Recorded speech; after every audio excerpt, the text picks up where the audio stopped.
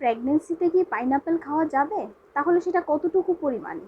এটার কি কোনো বেনিফিট আছে, বা তাছাড়া কি এটার কোনো সাইড এফেক্ট আছে? আজকে কিন্তু আমি অসাধারণ টপিকস নিয়ে আপনাদের সাথে ডিসকাশন করব। তো নমস্কার বন্ধুরা, আমি মনিকা, প্রবলেম কি সলিউশন চ্যানেলে আপনাদের প্রত্যেককে আমি ওয়েলকাম করছি। আশা করি প্রত্যেকেই আপনারা সুস্থ আছেন, ভালো আছেন। তো দেখুন, প্রেগনেন্সিতে অনেক কিছুই খাওয়ার কিন্তু মায়েদের ইচ্ছে করে। এর মধ্যে কিন্তু একটা আছে পাইনাপেল। তো আমরা প্রত্যেকেই জানি, অনেকে হয়তো বা জানে, আবার অনেকে জানেও না, যে পাইনাপেল কিন্তু প্রেগনেন্সিতে না খেলেই ভালো, ঠিক না? তো সেটা আমি জানি না কার কি অভিমত।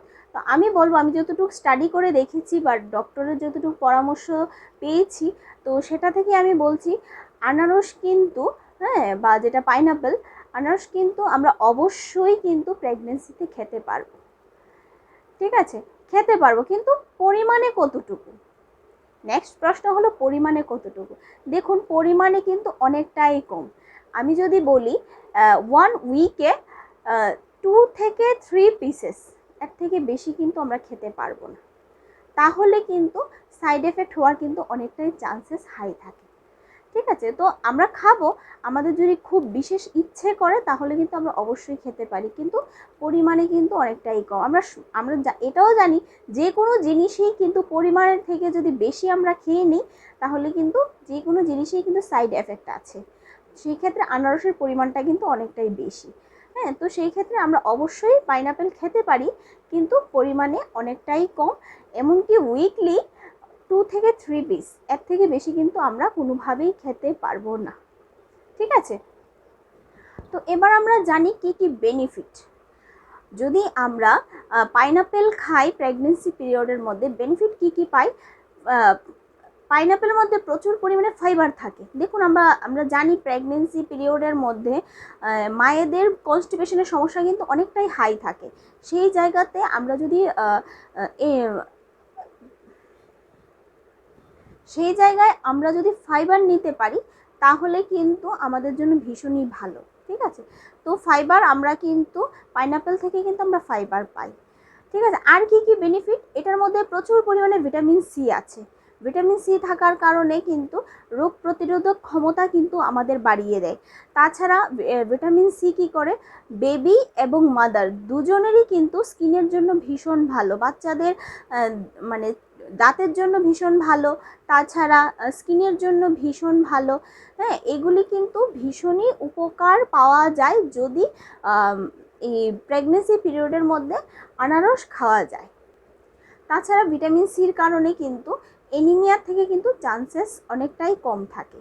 তাছাড়া আর কি পাই? এটার মধ্যে ভিটামিন বি থাকে, ভিটামিন বি ওয়ানের কারণে শিশুর কিন্তু নার্ভাস সিস্টেমটা ভীষণ ভালো থাকে, ঠিক আছে? তাছাড়া এটার মধ্যে কোপার আছে, কোপারের কারণে বাচ্চার হার্ট হেলথ কিন্তু ভীষণ ভালো থাকে। তো এই বেনিফিটগুলি কিন্তু আমরা যদি আনারস নিতে পারি, তাহলে অবশ্যই আমরা এই বেনিফিটগুলি পাব। কিন্তু তার সাথে দেখুন, এবার আমি সাইড এফেক্ট নিয়ে কথা বলবো। আমি প্রথমেই বলেছি, কোনো জিনিস যদি পরিমাণের থেকে একটু বেশি চলে যায়, তখনই কিন্তু সেটা সাইড এফেক্টের রূপ কিন্তু ধারণ করে, ঠিক আছে? তো এবার কি কি সাইড এফেক্ট সেটা একবার জানুন। দেখুন, আনারস যদি আমরা পরিমাণে যদি একটু বেশি খেয়ে নেই, তাহলে কি হবে? দেখুন, আনারসের মধ্যে ব্রোমোলিন নামক একটি এনজাইম থাকে, যেটা আনারসের স্কিনে থাকে, গায়ে থাকে, ঠিক আছে? সেটা কি করে, আমরা যখন পরিমাণে যখন আমরা বেশি যদি আমরা আনারস খাই, তাহলে সেটা কিন্তু মিসক্যারেজের সম্ভাবনা কিন্তু অনেকটাই হাই থাকে, ঠিক আছে? লেবার পেইন হওয়ার চান্সেস হাই থাকে, ব্লিডিং হওয়ার চান্সেস হাই থাকে।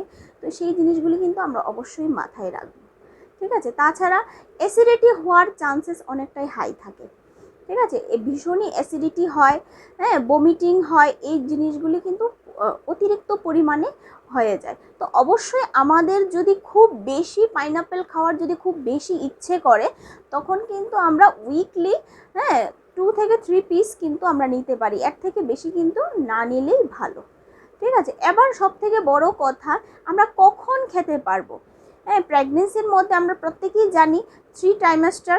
হ্যাঁ, 3 ট্রাইমাস্টারের মধ্যে প্রথম যে ট্রাইমাস্টার আছে, সেটা হলো first month, second month and third month, ঠিক আছে। প্রথম 3 মান্থ আমরা কিন্তু কোনোভাবেই আমরা কিন্তু পাইনাপেল খেতে পারবো না, ঠিক আছে। প্রথম 3 মান্থ গেলে তারপরে আমরা খেতে পারবো, কিন্তু পরিমাণে অনেকটাই কিন্তু কম। এরকমভাবে যদি আমরা খেতে পারি, যদি খুব ইচ্ছে করে তবেই আমরা খাবো, যদি খেতে পারি তাহলে ভীষণই ভালো, ঠিক আছে। তো আজকের এই টপিকসগুলি আশা করি আপনাদের ভীষণ কাজে লাগবে। আর আপনাদের কীরকম লাগলো, বা যদি আরও নতুন কিছু জানার ইচ্ছে থাকে অবশ্যই আপনারা আমাকে কমেন্ট করে জানাবেন। তো নমস্কার বন্ধুরা, ভালো থাকবেন, সুস্থ থাকবেন।